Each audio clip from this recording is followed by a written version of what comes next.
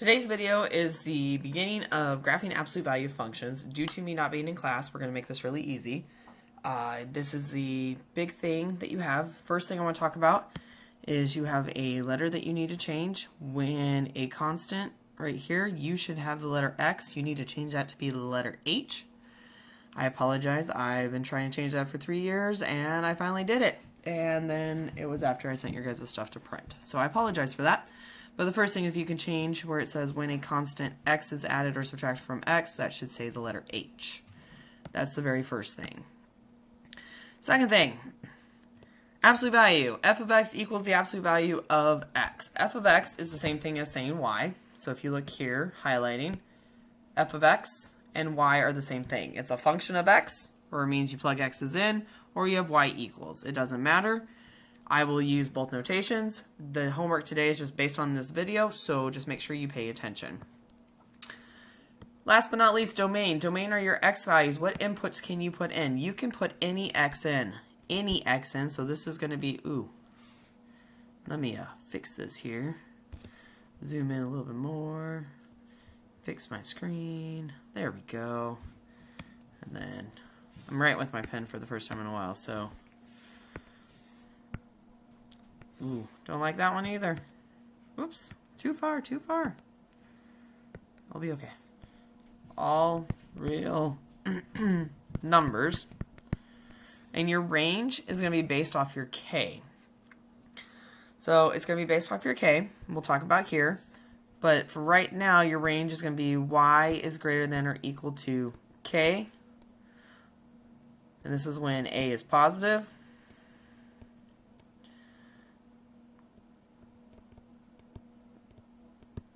Or Y is less than or equal to K when A is negative. So positive, negative, and we'll talk about that here in a second. So the parent graph, the thing you learned about before, parent graph is without any transformations. Y equals absolute value of X. And then we have some transformations. We have an A value, we have an an H value, and a K value. Everything is based off this. So your stretch, I do in yellow, A value is your stretch. And then your vertex, the point or where the graph opens at, or where your starting point where you do that slope at, is at H comma K. Which is what everything we're talking about here down below. This is your vertex, which is how you get all your values. So once you know this K value, your range is easy. And if you can understand how to graph functions like this, everything will be a breeze. So translation, moves a figure left, right, down, up. It is your K value. So it is exactly the same as. So if K is positive, you move up K. If K is negative, you move down.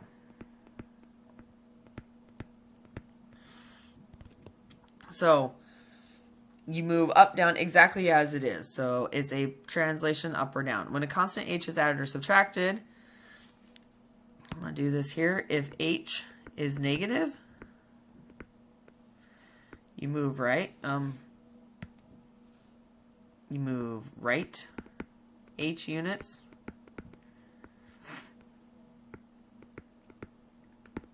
I'm sorry, I did not give you guys enough room to write because I decided how to change this. And then when H is positive,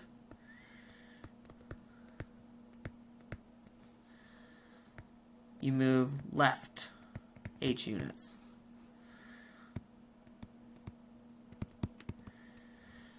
Because H is in a parenthesis or a bracket set, it's always the opposite. So this is opposite of what you see. K is exactly as what you see. So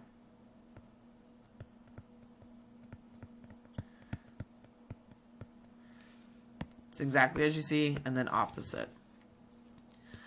Reflection. If you have a reflection, that's that movement of up, down. We only do it with A values. So if it's outside of the equation, so if you have a negative A, it's a reflection in the y-axis, x-axis. Whoops, let me change my color there. pardon my nose,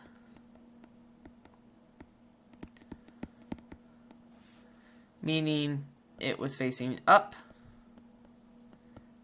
it now is facing down. And that's when A is negative.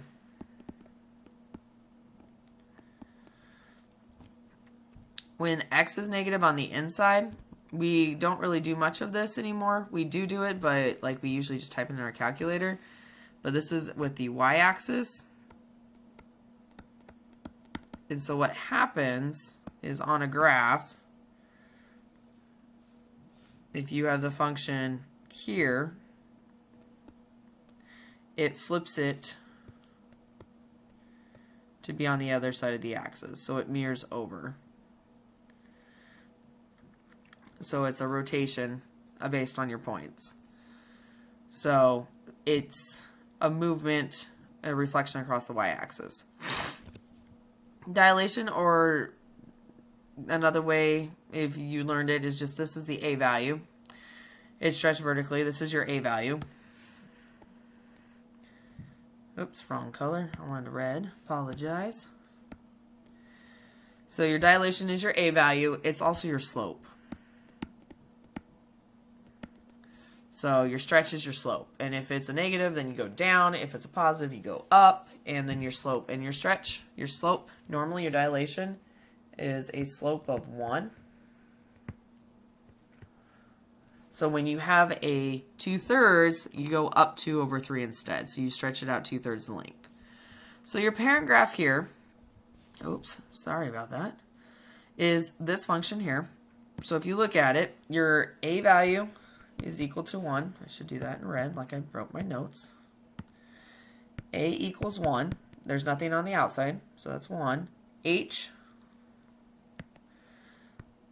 equals 0 because there's nothing inside the practice. And then I think I did K in purple. I'm going to double check here. Yeah, I did K in purple. And then K is also 0 because it's on the outside. So my HK is 0, 0. So that's where my starting point is, right here. HK. Started here.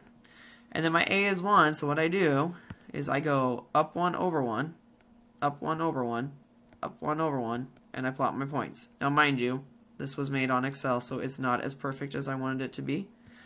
But this is your parent graph. So what you have on the next one is we're going to identify what our A values, our H's, and our K's are, and then we're going to plot that point. What you see with the dotted line, mine is in blue, is you see that you have a graph that you're going to change. And so this is the parent graph. This is before changing, and I wanted you guys to see what it looks like after you change it. So A equals 2. H, opposite of what you see. So you see a plus 3. Your H is a negative 3. It's always opposite of what you see. So if you see a plus 3, it's a minus 3. If you see a negative 3, it's a plus 3. It's always opposite. And then your K value is exactly as is. So that means my starting point of my vertex of my graph is going to be at negative 3, negative 2. So that means I take this 0, 0 right here, 0, 0 right here. I'm going to take that point, and I'm going to move it, okay? What I'm going to do is I'm going to go left 3, and then I'm going to go down 2. Or I would just start at negative 3, negative 2. So I'm going to start that graph. I'm going to do my graph. Oops. Oh, no. Pushed a button. Oh, no. Pushed 2 buttons. Apologize. So I can either start just directly at negative 3, negative 2, or I move and slid left 3, down 2. It's the same thing, same transformation. What I'm going to do is I'm going to erase that point there now, and then I'm going to look at my stretch. Normally, I would go up 1 over 1 on both sides because it's always positive. Distance is always positive. But now I'm going to go up 2 over 1. So my stretch is going to go up 2 over 1. Up 2 over 1.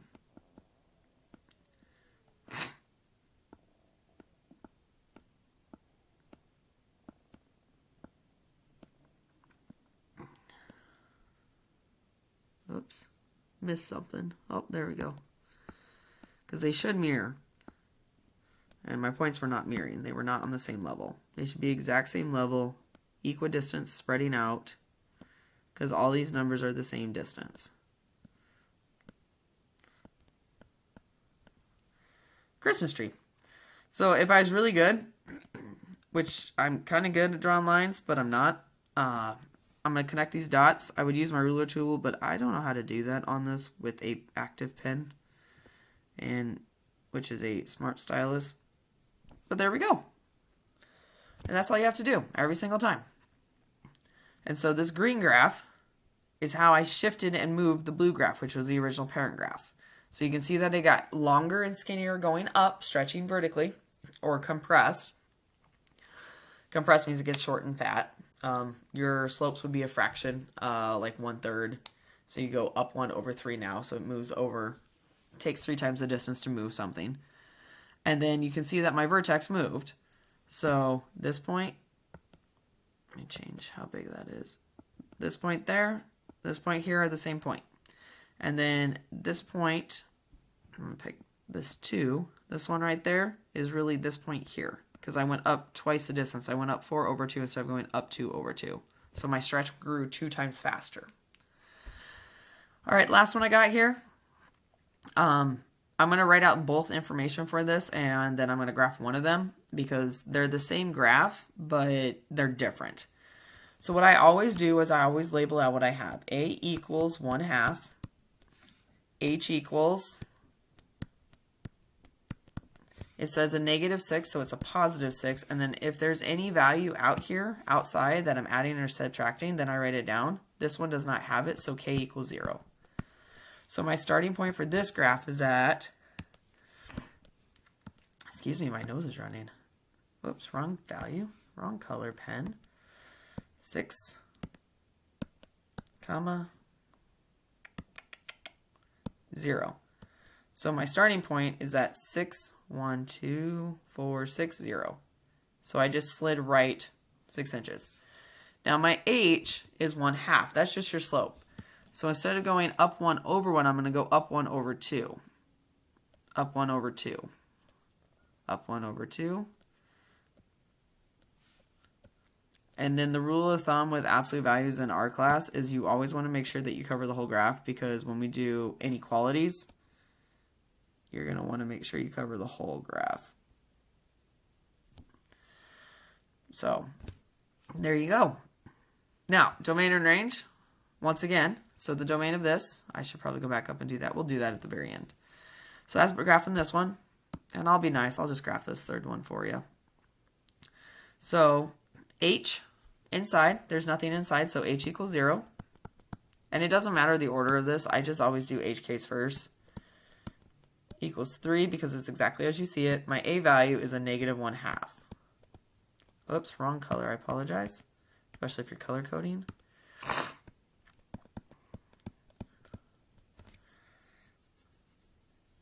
So I'm going to take my point and I'm going to plot it down at 0K. So I'm just going to write it out in green now. 0, 3, which is 0K. So it's at 0, 3. So I shifted, oops, up 3, Pomeroy, up 3, sine error. I went up 3. And now my slope, instead of going up 1/2, up 1/2 like I did over on the left one, the first one I just did, I'm actually going to go down because it reflected down because of that negative sign right here. That reflects it down. So it just means it's facing the opposite direction. And once you get really good, you don't have to color code as much. And then make sure that it is even across as best you can. I know sketching on GoFormer is going to be really hard. So the thing I'm going to do for you is we're going to talk about domain and range. So what color have I not used? I have lots of colors. Let's go to orange. So moving back up here, domain, range, absolute values are always all real numbers for domain.